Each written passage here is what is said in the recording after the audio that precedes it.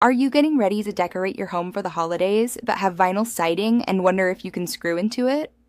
Vinyl siding is one of the most popular choices for homes because it's durable and low maintenance.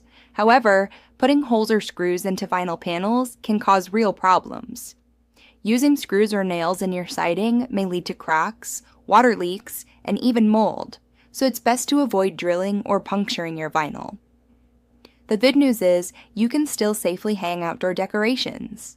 Siding clips slide between the panels and allow you to hang lights and wreaths without damage. Adhesive strips made for outdoor and vinyl use can work for lighter decorations, and utilizing porch rails or frames avoids siding altogether.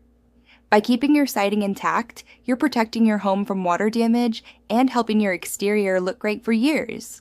If you do spot cracks, warping, or loose panels when decorating, it may be time to call in a professional.